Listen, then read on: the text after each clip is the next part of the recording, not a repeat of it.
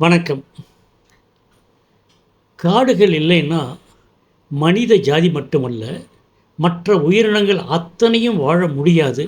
எனவே காடுகளை பற்றி இளைஞர்களுக்கு, குழந்தைகளுக்கு சொல்லிக் கொடுக்கணும். அதுக்கு பேர் தான் ego awareness programme, ego awareness camp அப்படின்னு போன என்னுடைய அறிமுகத்தில் முடித்தோம். இப்போ அந்த அவேர்னஸ் கேம்ப்ஸை, விழிப்புணர்வு முகாம்கள்னு தமிழில் சொல்லலாம். அதை எங்கே நடத்துறது? வகுப்பறை நடத்த முடியுமா? வைரமுத்தும் சொல்லுவார், வகுப்பறையை விட்டு வெளியே வா, கல்வி காத்திருக்கிறது. வகுப்பறையை விட்டு வெளியே வா, கல்வி காத்திருக்கிறது. ஏன்னா கான்கிரீட் பில்டிங்ஸ்குள்ளே, கட்டட காடுகளுக்குள்ள விழிப்புணர்வை, இந்த காடுகளை பற்றி விழிப்புணர்வை பேசுனா, நடத்தினா யாரு காதுலையும் ஏறாதுங்க. ஆக மொத்தம் எந்த மாதிரி இடத்துல நம்ம இந்த விழிப்புணர்வு முகாம்களை நடத்தலாம்?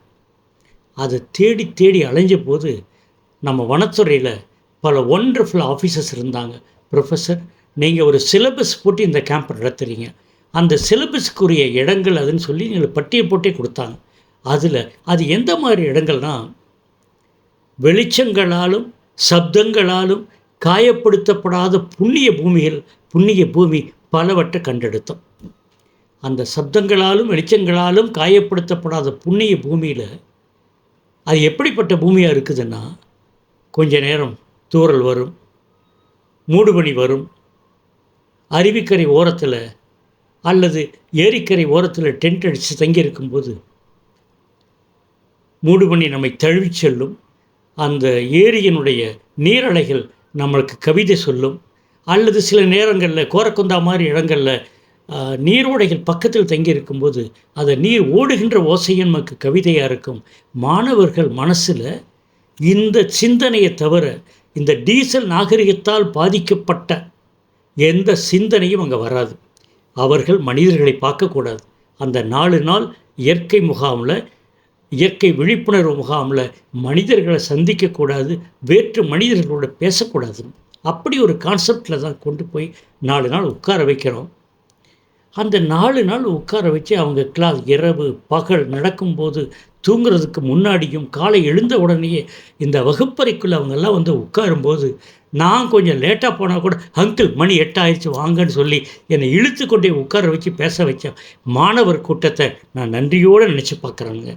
அப்படிப்பட்ட அந்த இயற்கை முகாம்களில் தான் மிக பெரிய கூட்டத்தை, ஈகோ வாரியர்ஸை உருவாக்கியிருக்கேன். அவர்களெல்லாம் அங்கங்கே நம்மளை சந்திக்கும் போது, அங்கிள் எப்படி இருக்கீங்க, உங்களுடைய ஆக்டிவிட்டி எப்படி இருக்குது, இன்னும் மாணவர்களுக்கு அந்த விழிப்புணர்வு முகாம் நடத்துகிறீங்களா, அவங்களுக்கு உணர்ச்சிமயமான அந்த லெக்சர்ஸை கொடுத்துட்ருக்கீங்களான்னு கேட்கும்போது, நமக்கு நான் பட்ட கஷ்டத்துக்கு ஒரு பெரிய அறுவடை கிடைச்ச மாதிரி. ஸோ அப்படிப்பட்ட அந்த முகாம்களை தங்கி இருக்கும்போது, இரவு நேரத்தில் எங்கோ தூரத்தில் கூப்பிடக்கூடிய அந்த மான், டைகர்ஸ், பென்தர், இதனுடைய மூமெண்ட்ஸினுடைய சின்ன சின்ன அசைவுகளும் எங்களுக்கு கஷ்டமாக தெரியாதுங்க. அதுவும் பாண்டியார் வேளையில் தங்கியிருக்கும்போது 150 அடியில் டைகர் படுத்திருந்ததுங்க. அது யாருக்குமே தெரியாது, யாருமே அதை கண்டுக்கல. அது பாட்டுக்கு தூங்குது, நம்ம பாட்டுக்கு தூங்குறோம். ஆக மொத்தம் இந்த வைல்ட் லைஃப்னால் மக்களுக்கு தொந்தரவு, காட்டுக்குள்ளே போகிறது ஆபத்துன்னு சொல்கிறதே ஒரு தப்பான கான்செப்ட். காட்டுக்குள்ளே எப்படி நடக்கணும், எப்படி இருக்கணும், என்ன மாதிரி பிஹேவியர் பேட்டர்னில் இருந்தால் காட்டுக்குள்ளே பத்திரமாக இருக்கலாங்கிறதெல்லாம் நாங்கள் முன்னாடியே சொல்லி கொடுத்துட்டு தான் கூப்பிட்டு போகிறோம். ஈவன் ஃபயர் வந்தால் கூட ஹவு டு பிஹேவ், ஃபாரஸ்ட் ஃபயருக்கு என்ன காரணம், அதை பற்றியும் பேசுகிறோம். ஸோ இப்படியெல்லாம் காட்டுக்குள்ளே கொண்டு போய் உட்கார வச்சு தவம் மாதிரி 4 நாள் அந்த மாணவர்கள் அந்த அனுபவிச்சுட்டு வெளியே வரும்போது ஒவ்வொருத்தரும் என்ன சொல்கிறாங்கன்னா, முன்னாடி இருந்த நானாக நான் இல்லை, இன்று வேறாக நான் புறப்பட்டு வந்து கொண்டு இருக்கிறேன் அப்படின்னு ஒரு மனநிலையிலேயே அவங்க வெளியே வர்றாங்க. அவங்க மனசு பூரா இருக்கிறதெல்லாம் காடு காடு காடு காடு காப்பாற்றப்படணும், கட்டிட காடுகளை நான் இருக்க மாட்டேன், காடுகளுக்குள்ளே உட்கார்ந்தா கற்றுக்குவேங்கிற அதையே அவங்க வைல்டர்னஸ் ஸ்கூல் எடுத்துக்கிட்டாங்க. வைல்டர்னஸ் ஸ்கூல் எங்களுக்கு இப்படியெல்லாம் பாட்டனி சொல்லி கொடுத்தா, சுவாலஜி சொல்லி கொடுத்தா எங்களுக்கு நல்லா இருக்கும் பற்றி அவங்க சில வார்த்தைகள் பசங்க சொன்னதும், டீச்சர்ஸ் சொன்னதும், இப்படி ஒரு பாட்டனி ப்ரொஃபஸர் எங்களுக்கு கிடைச்சிருந்தான், என்னை பார்த்து, நான் மேத்தமெட்டிக்ஸ் ப்ரொஃபஸருங்க, இப்படி ஒரு பாட்டனி ப்ரொஃபஸர் எனக்கு கிடைச்சிருந்தா நாங்கள் எங்கேயோ போயிருப்போங்க.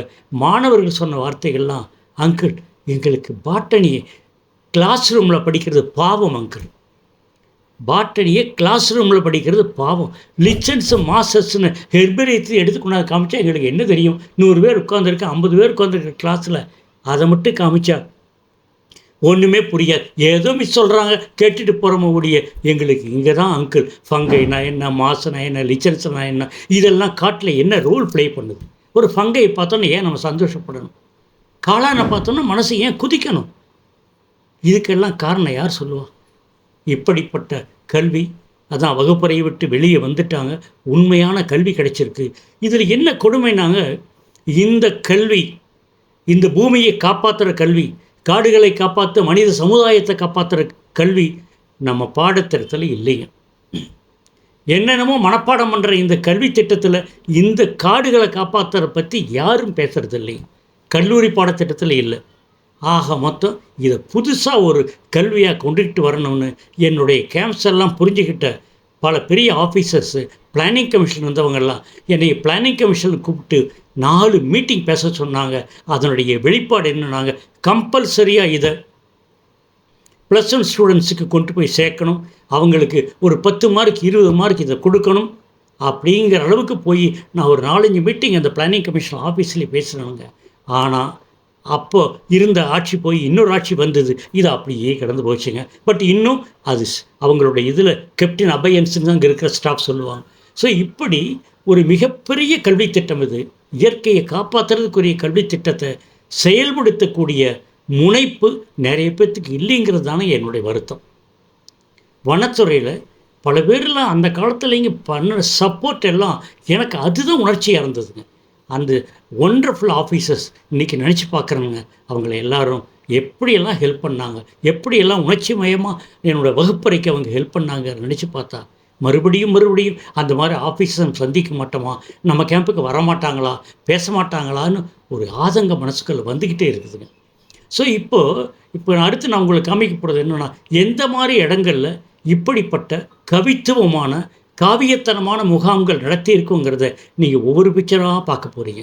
உங்கள் மனசுக்குள்ளே ஒரு ஏக்கம் வரும், மீண்டும் நாங்கள் அங்கே போக முடியுமா அப்படின்னு ஒரு கேள்விக்குறி உங்கள் மனசில் தோணும். அதுக்குரிய வாய்ப்புகள் இன்று இல்லைங்க. குரங்கணின்னு ஒன்று நடந்தது உங்களுக்கு தெரியும். குரங்கணியில் ஏதோ ஒரு ஆக்சிடெண்ட் ஆச்சுங்க. அந்த ஆக்சிடெண்ட் ஆனதுனால காட்டுக்குள்ளே யாரும் போகக்கூடாதுன்னு ஒரு சட்டத்தை போட்டு இன்றைக்கி யாருமே காட்டுக்குள்ளே போகக்கூடாது. இயற்கைவாதிகளும் சரி, இயற்கை நேசிக்கிறவங்களும் சரி, இன்னொரு யாருமே போகக்கூடாதுங்க.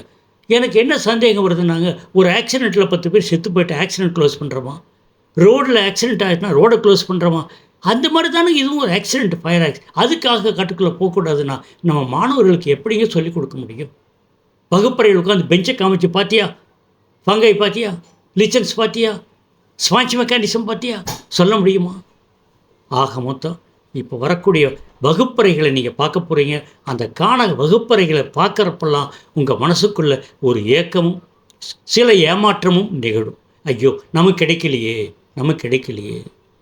எனவே இதை நீங்கள் வரப்போகிற அந்த பிக்சர்ஸ் எல்லாம் பாருங்கள். மறுபடியும் அடுத்த வகுப்பில் தொடருவோம். நன்றி, வணக்கம்.